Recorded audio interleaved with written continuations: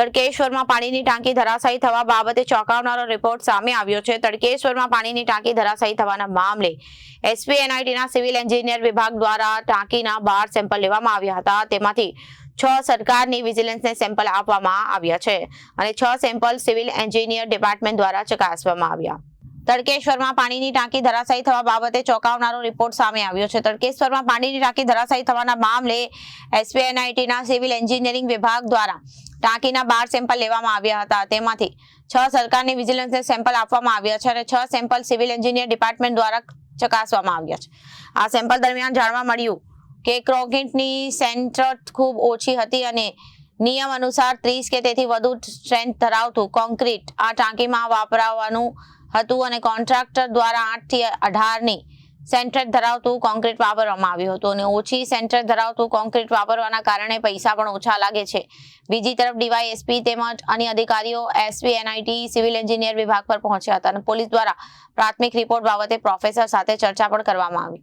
હવે આ રિપોર્ટ સરકારને સોંપવામાં આવશે। આ ઉપરાંત ઘટના સ્થળ પરથી જે માટીના સેમ્પલ લેવામાં આવ્યા હતા તેનો રિપોર્ટ આવવામાં હજુ 10 દિવસ લાગશે। મારું નામ ડોક્ટર અતુલ કે દેસાઈ, પ્રોફેસર છું એસપીએનઆઈટીમાં।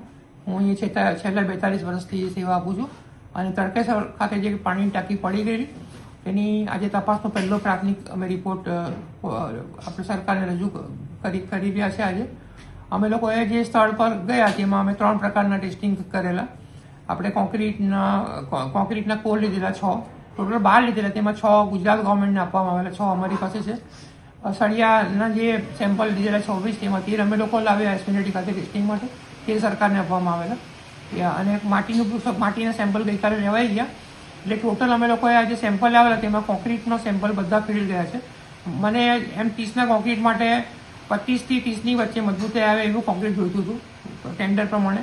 એની જગ્યાએ અમારી પાસે 8 થી 18ની વચ્ચે અમે જે લેબોરેટરીમાં તોડ્યા કોન્ક્રીટના કોર તેમાં રિઝલ્ટ એટલે ઘણું ઓછું રિઝલ્ટ મળ્યું છે કોન્ક્રીટનું। સળિયાના સેમ્પલ બધા પાસ થયા છે, એ ઓકે છે અને માટીના સેમ્પલનું રિઝલ્ટ હજુ 10 દિવસ પછી આવશે। એટલે પ્રાથમિક તપાસમાં એવું કહી શકાય કે ભાઈ કોન્ક્રીટની ક્વોલિટી બહુ પુઅર હતી, વર્કમેનશીપ પણ એની પુઅર હતી, બરાબરમાં કોન્ક્રીટ કોમ્પેક્ટ નહીં કરેલું હતું અંદર, એની લીધે પણ આવું થઈ શકે। હનીકોમ્બિંગ પણ જોવામાં આવ્યું અને જ્યારે ટાંકી પડી ગઈ ત્યારે ઘણા બધા એના ટુકડા થઈ ગયા, એની પરથી પણ આપણે કહી શકીએ ફ્રેગમેન્ટ થઈ ગયા કે આ ટાંકી ખૂબ જ નિમ્ન કક્ષાની કોન્ક્રીટથી બનાવવામાં આવી છે। સાહેબ, કેટલી માત્રા હોય છે અને કેટલી માત્રા મળી આવી છે? આપણને એમ 30ની કોન્ક્રીટ જોઈતું હતું, એની જગ્યાએ મારું આપણે 8 થી 18ની વચ્ચે મજબૂતાઈ આવી। કેટલી ગંભીર બાબત કહેવાય? કોન્ક્રીટની ક્વોલિટી બહુ જ ખરાબ છે, એટલે ગંભીર બાબત જ કહેવાય 100%। સાહેબ, આ ટાંકી ટકવાના લાયક તો નહીં જ કહેવાય ને? ટકી જ નથી ને, પડી ગઈ છે, ટકવાના લાયક તો કેવી રીતે કહી શકાય? આવું કરવાનું કારણ શું હોય સાહેબ, આટલું હલકી કક્ષાનું મટીરિયલ વાપરવાનું? હવે એ તો કોન્ટ્રાક્ટરને ખબર શું વાપરવું અને શું નહીં વાપરવું। Reporter Arvind Rathod, Janadesh news, Surat.